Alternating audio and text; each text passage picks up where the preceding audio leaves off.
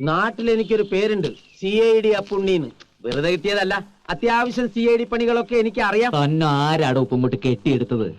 ക്യാമറയ്ക്ക് മുന്നിലല്ല, സ്വന്തം ജീവിതത്തിലാണ് ഈ നടന്റെ യഥാർത്ഥ അഭിനയം നടക്കുന്നത്. അതെന്നാ വർത്താനം പറഞ്ഞു വെച്ചു പോയേ. കാണുന്നവർക്ക് തോന്നും, ഷോ എന്തൊരു നിഷ്കളങ്കനായ മനുഷ്യൻ. ആശാന്റെ കംപ്ലീറ്റ് ബയോഡാറ്റ ഞങ്ങൾക്ക് കിട്ടിക്കഴിഞ്ഞു. കിട്ടിയല്ലേ? ജന്മം കൊണ്ട് ഇയാള് പൂണൂലിട്ടവനാണ്. പക്ഷെ കാളയും കോഴിയും മീനും ഒക്കെ തിന്നുന്ന പൂണൂൽധാരിയുമാണ്. ഭഗവാന്മാരൊക്കെ തുണിയിട്ട് മൂടിയിട്ട് താൻ വെള്ളടിക്ക, കോഴിക്കാലും കടിച്ചു പറിച്ച് അപ്പൊ താൻ തട്ടിപ്പാണല്ലേ. മലയാറ്റൂർ രാമകൃഷ്ണന്റെ ജ്യേഷ്ഠന്റെ മകൻ ആണ് ജയറാം. മലയാറ്റൂർ IAS എപ്പോഴും താനൊരു പെരുമ്പാവൂരുകാരൻ എന്നേ പറഞ്ഞിട്ടുള്ളൂ, അല്ലെങ്കിൽ മലയാറ്റൂരുകാരൻ എന്നേ പറഞ്ഞിട്ടുള്ളൂ. എന്തോ കുത്തി പറയുന്ന പോലെ എനിക്ക് ഫീൽ ചെയ്യുന്നുണ്ട് കേട്ടോ. കുത്തിയില്ലല്ലോ, കുത്താൻ പോണല്ലേ ഉള്ളൂ. അമ്മയെ അച്ഛൻ തിരുമണം നടത്തിയത് കേരളത്തിൽ, പിള്ളേരെ ഉണ്ടാക്കിയത് കേരളത്തിൽ, പഠിപ്പിച്ച് വലുതാക്കി ഉത്സവ പറമ്പുകളിൽ മിമിക്രി കളിക്കാൻ പോയത് കേരളത്തിൽ. ഈ പറഞ്ഞതിന് വേറൊരർത്ഥം ഇല്ലേ?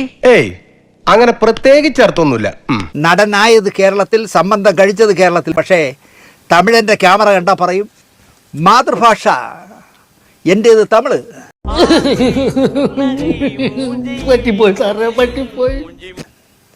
ഒരു യൂട്യൂബർ പറയുന്നത് 2 രൂപയുടെ എളിമ ഇടേണ്ടിടത്ത് 2000 രൂപയുടെ എളിമ ഇട്ടുകളയും ജയറാം എന്നാണ്.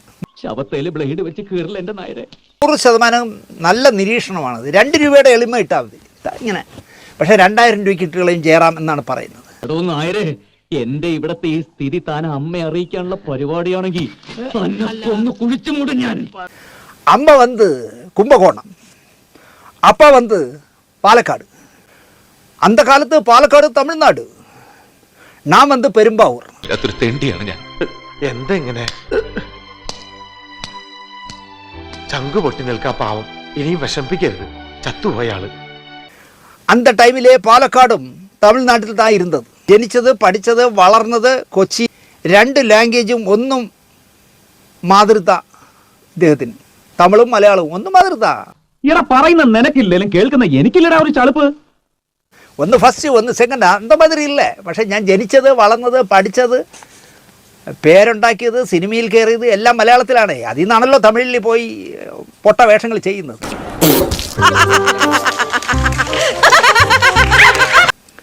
വീട്ടിൽ പേസുന്നതെല്ലാം തമിഴ്. എനിക്കറിയില്ല, പൊണ്ടാട്ടി തമിഴ്നാട്ടിൽ താമസത്തിന് പോയ ശേഷമായിരിക്കും തമിഴ് പഠിച്ചത്. ചെറുതാനേ എന്താ ഉറക്കം വരുന്നു. മലയാളവും കംഫർട്ട്, തമിഴും കംഫർട്ട്. പേശുവർക്ക് സംസാരിക്കുന്നതിന് മലയാളവും തമിഴും കംഫർട്ടാണെന്ന്. റാംരാജിൻ്റെ പരസ്യം നമ്മൾ മറക്കാറായിട്ടില്ല. ആൾമാറാട്ടം നടത്തി ഇങ്ങനെ എത്ര കാലം ജീവിക്കും മകളെ? ഇങ്ങനെ ജീവിക്കണതിലും ഭേദം ചാകണതാണ്. എൻ്റെ നാടിൻ്റെ താളത്തിൽ അഭിമാനമുണ്ട്, എൻ്റെ നാടിൻ്റെ സംസ്കാരത്തിൽ അഭിമാനമുണ്ട്, എൻ്റെ നാട്ടിൽ ജനിച്ചതിൽ എനിക്ക് അഭിമാനമുണ്ട്. മേലെ ഇമാതിരി കോളോട്ട് എന്നെ ആ മണ്ടലോട്ട് പറഞ്ഞു വിട്ടേക്കല്, പറഞ്ഞേക്കാം. നിർത്തി അങ്ങ് അവമാനിക്കുവാണെന്ന്. പരസ്യത്തിൽ തള്ളോട് തള്ളായിരുന്നു, അഭിമാനമുണ്ട്. ഇവിടെ വന്ന് ചെണ്ട കൊട്ടും, തമിഴ്നാട്ടിൽ ചെന്ന് വോട്ട് ചെയ്യും.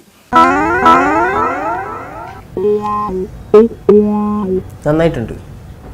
തമിഴൻ്റെ ക്യാമറ കണ്ടാൽ തമിഴൻ, മലയാളം ക്യാമറ കണ്ടാൽ മലയാളമുണ്ട്.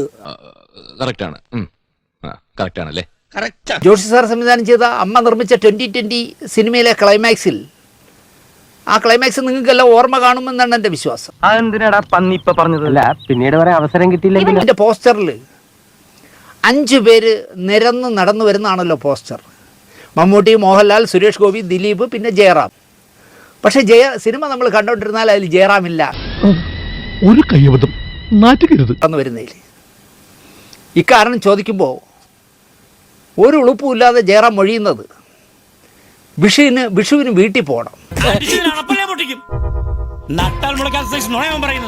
നീ നിന്നാൽ നിങ്ങൾ 5 പേരും കൂടി നടന്നു വരുന്ന 2-3 ഷോട്ട് എടുത്തിട്ട് വിടാം എന്ന് പറഞ്ഞു. പക്ഷേ ജോഷി സാറിനോട് പറഞ്ഞത് പറ്റില്ല, എനിക്ക് വിഷുവിന് വീട്ടിൽ പോയേ പറ്റൂ എന്ന് പറഞ്ഞ് ഞാൻ പോയി എന്നാണ് ഇദ്ദേഹം ഒരു ക്യാമറയിൽ പറഞ്ഞത്. ഇപ്പം ഇങ്ങനെ പറയുന്നു, നമ്മളിങ്ങനെ ചെയ്യുന്നു, രണ്ടായാലും ഉപകാരം നമുക്കാ. മറ്റൊരു ക്യാമറ കാണുമ്പോൾ എനിക്കന്ന് ശബരിമലയിൽ എത്തണം. 2020 ക്ലൈമാക്സ് ആണോ ശബരിമലയാണോ മുഖ്യം? എനിക്ക് ശബരിമലയാണ് മുഖ്യം. ഞാനങ്ങ് പോയി.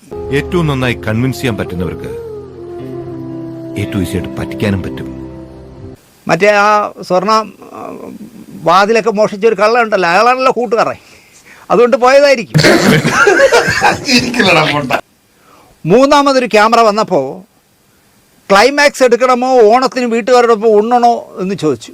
എനിക്ക് വീട്ടുകാരോടൊപ്പം ഉണ്ടാ മതി എന്ന് പറഞ്ഞ് ഞാനങ്ങ് പോയി. എന്റെ പൊന്നോ, എന്തൊരു തള്ളാണോ, തള്ളി തള്ളി മുല്ലപ്പെരിയാറ് പൊട്ടി. അപ്പോഴാണ് ഒരു തമിഴൻ ക്യാമറയായിട്ട് വന്നത്. ഇതേ ചോദ്യം തമിഴൻ ചോദിച്ചപ്പോൾ പറഞ്ഞ ഉത്തരം, ദീപാവലിക്ക് ഫാമിലിയോടൊപ്പം കൂടണോ, 5 പേര് നിരന്ന് നടന്നു വരുന്ന ക്ലൈമാക്സ് ഷൂട്ട് ചെയ്യണോ എന്ന് ചോദിച്ചപ്പോൾ ഞാൻ പറഞ്ഞു, എനിക്ക് ദീപാവലി താ മുഖ്യം, അതുകൊണ്ട് ഞാൻ ചെന്നൈക്ക് പോയി. വലിയ തള്ളിസ്റ്റോ ഇല്ല, സത്യമാണ്. ഇത് വടി കൊടുത്ത് അടി വാങ്ങുന്ന പരിപാടിയാണല്ലോ ബാബു. ഞങ്ങൾ അങ്ങ് ഇറങ്ങട്ടെ. ആയിക്കോട്ടെ, സന്തോഷായി.